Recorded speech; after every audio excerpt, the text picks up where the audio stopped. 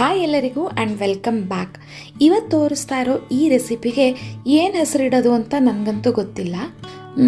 ಸಿಹಿ ದೋಸೆ ಅಂತ ಹೇಳ್ಬೋದಾ, ಅಥವಾ ಕಾಯಿ ಬೆಲ್ಲ ಹಾಕಿರೋ ದೋಸೆ ಅಂತ ಹೇಳ್ಬೋದಾ, ಏನೋಪ್ಪ ನಿಮಗೇನು ಅನ್ನಿಸ್ತು, ಏನು ಹೆಸರಿಡ್ಬೋದು ಅನ್ನೋದನ್ನ ಕಮೆಂಟ್ ಸೆಕ್ಷನಲ್ಲಿ ತಿಳಿಸಿ. ಸಿಮಿಲರ್ ಟು ನಾವು ಹಬೆನಲ್ಲಿ ಬೇಯಿಸಿ ಮಾಡೋ ಸಿಹಿ ಕಡುಬು ಇರುತ್ತಲ್ಲ, ಆ ರೀತಿ ಇರುತ್ತೆ ಟೇಸ್ಟ್. ಬನ್ನಿ ಮಾಡೋದು ಹೇಗೆ ನೋಡೋಣ. ಮೊದಲಿಗೆ ನಾನಿಲ್ಲಿ 1 ಕಪ್ಪಷ್ಟು ಗೋಧಿ ಹಿಟ್ಟನ್ನು ತಗೊಂಡಿದ್ದೀನಿ. ಇದಕ್ಕೆ ರುಚಿಗೆ ತಕ್ಕಷ್ಟು ಉಪ್ಪನ್ನು ಹಾಕಿ ನೀರು ಹಾಕಿ ಕಲಿಸ್ಕೊಳ್ಬೇಕು.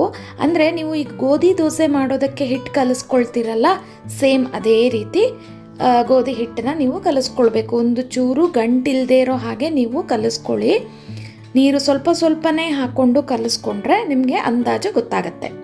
ಇನ್ನೂ ಯಾರೆಲ್ಲ ನನ್ನ ಚಾನಲ್ನ ಸಬ್ಸ್ಕ್ರೈಬ್ ಮಾಡದೆ ನೋಡ್ತಿದ್ರೆ ಸಬ್ಸ್ಕ್ರೈಬ್ ಮಾಡಿ, ಪಕ್ಕದಲ್ಲಿರುವ ಬೆಲ್ ಐಕನ್ ಪ್ರೆಸ್ ಮಾಡಿ ಆಲ್ ಅಂತ ಸೆಲೆಕ್ಟ್ ಮಾಡಿದ್ರೆ ನಾನು ಹಾಕೋ ವಿಡಿಯೋ ನೋಟಿಫಿಕೇಷನ್ ನಿಮಗೆ ಸಿಗುತ್ತೆ. ಈ ಹಿಟ್ಟನ್ನ ಒಂದು 10 ನಿಮಿಷ ನೆನೆಯೋದಕ್ಕೆ ಇಡೋಣ. ಈಗ ನಾನು ಇದಕ್ಕೆ ಫಿಲ್ಲಿಂಗ್ಸ್ನ ರೆಡಿ ಮಾಡ್ಕೊಳ್ತಾ ಇದ್ದೀನಿ. ಕಾಯಿ ಹಾಗೂ ಬೆಲ್ಲ ಅಷ್ಟೇ ನಾನಿಲ್ಲಿ ಬಳಸಿರೋದು. ತುರಿದಂಥ ಕಾಯಿಗೆ ಪುಡಿ ಬೆಲ್ಲ ಹಾಕ್ಕೊಂಡು ಮಿಕ್ಸ್ ಮಾಡ್ಕೊಳ್ತಾ ಇದ್ದೀನಿ. ಬೇಕಿದ್ರೆ ನೀವು ಇದಕ್ಕೆ ಏಲಕ್ಕಿ ಪುಡಿನ ಹಾಕ್ಕೊಳ್ಬೋದು. ಈಗ ಹಿಟ್ಟು ಕೂಡ ಚೆನ್ನಾಗಿ ನೆಂದಿದೆ ನೋಡಿ, ಈ ಕನ್ಸಿಸ್ಟೆನ್ಸಿನಲ್ಲಿ ಇರಬೇಕು. ಗಟ್ಟಿ ಅನಿಸಿದ್ರೆ ಸ್ವಲ್ಪ ನೀರನ್ನ ಹಾಕ್ಕೊಳ್ಳಿ. ನಂತರ ಕಾದ ಹೆಂಚಿಗೆ ಹಾಕಿ ನೀವು ಎಷ್ಟು ತೆಳ್ಳಗೆ ಬೇಕಿದ್ರೂ ನೀವು ಅಷ್ಟು ತೆಳ್ಳಗೆ ಸ್ಪ್ರೆಡ್ ಮಾಡ್ಕೊಳ್ಳಿ. ಏನಾದರೂ ಸಿಹಿ ತಿನ್ನಬೇಕು ಅಂತ ಅನ್ನಿಸ್ದಾಗ ನೀವು ಇದನ್ನು ಇಮಿಡಿಯೇಟಾಗಿ ಮಾಡ್ಕೊಳ್ಬೋದು. ಮುಚ್ಚಳ ಮುಚ್ಚಿ ಚೆನ್ನಾಗಿ ಬೇಯಿಸ್ಕೊಳ್ಬೇಕು. ಒಂದು ಕಡೆ ಗೋಧಿ ಹಿಟ್ಟಾದ ಕಾರಣದಿಂದ ಚೆನ್ನಾಗಿ ಬೇಯಬೇಕಿದು. ನಂತರ ಇದನ್ನು ಈ ರೀತಿ ಮೊಗಚಿ ಹಾಕ್ಕೊಳ್ತಾ ಇದ್ದೀನಿ. ಬ್ಯಾಕ್ ಸೈಡ್ಗೆ ನಾನು ರೆಡಿ ಮಾಡ್ಕೊಂಡಿರುವಂತಹ ಕಾಯಿ ಬೆಲ್ಲ ಮಿಶ್ರಣ ಏನಿರುತ್ತೆ ಅದನ್ನು ಅರ್ಧ ಭಾಗದಲ್ಲಿ ಇಟ್ಟು ಸ್ಪ್ರೆಡ್ ಮಾಡ್ಕೊಳ್ತಾ ಇದ್ದೀನಿ.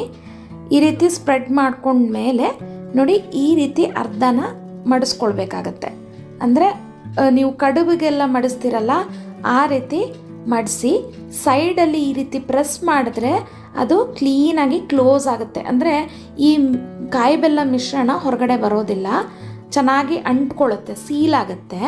ಇನ್ನು ಇದನ್ನು ಎರಡೂ ಕಡೆ ಚೆನ್ನಾಗಿ ಬೇಯಿಸ್ಕೊಳ್ಬೇಕು. ಮೇಲೆ ನೀವು ತುಪ್ಪ ಅಥವಾ ಎಣ್ಣೆನ ಹಾಕ್ಕೊಳ್ಬೋದು. ನಾನಿಲ್ಲಿ ಕೊಬ್ಬರಿ ಎಣ್ಣೆನ ಹಾಕ್ಕೊಂಡಿದ್ದೀನಿ. ಆಪ್ಷನಲ್, ತುಪ್ಪ ಹಾಕಿದ್ರೆ ಇನ್ನೂ ಟೇಸ್ಟಿಯಾಗಿರುತ್ತೆ, ಫ್ಲೇವರ್ಫುಲ್ ಆಗಿರುತ್ತೆ. ಎರಡೂ ಕಡೆ ಚೆನ್ನಾಗಿ ಬೇಯಬೇಕು. ನೋಡಿ, ನಿಮಗೆ ಇದು ರೋಸ್ಟ್ ಆಗಬೇಕು ಎರಡೂ ಕಡೆ. ಈಗ ಇದು ರೆಡಿ ಆಯಿತು. ತುಂಬಾ ಈಸಿಯಾಗಿ ಟೇಸ್ಟಿಯಾಗಿ ಕೂಡ ಇರುತ್ತೆ. Very simple recipe. ಒಂದು ಸತಿ ಇದನ್ನು ಟ್ರೈ ಮಾಡಿ. ಇದನ್ನು ಮಾಡಿದ್ಮೇಲಂತೂ ನಮ್ಮ ಮನೇಲಿ ಅವಾಗವಾಗ ಈ ರೀತಿ ದೋಸೆ ಮಾಡಬೇಕು ಅಂತ ಕೇಳ್ತಿರ್ತಾರೆ. ಒಂದು ಸತಿ ನೀವು ಕೂಡ ಟ್ರೈ ಮಾಡಿ. ಇನ್ನೊಂದು ವಿಷಯ, ಇದಕ್ಕೇನು ಹೆಸರಿಡ್ಬೋದು ಅನ್ನೋದನ್ನು ನನಗೆ ಕಮೆಂಟ್ ಸೆಕ್ಷನಲ್ಲಿ ತಿಳಿಸಿ. ಮುಂದಿನ ಇಂಟ್ರೆಸ್ಟಿಂಗ್ ರೆಸಿಪಿಯೊಂದಿಗೆ ನಾನು ನಿಮಗೆ ನೆಕ್ಸ್ಟ್ ವಿಡಿಯೋದಲ್ಲಿ ಸಿಗ್ತೀನಿ.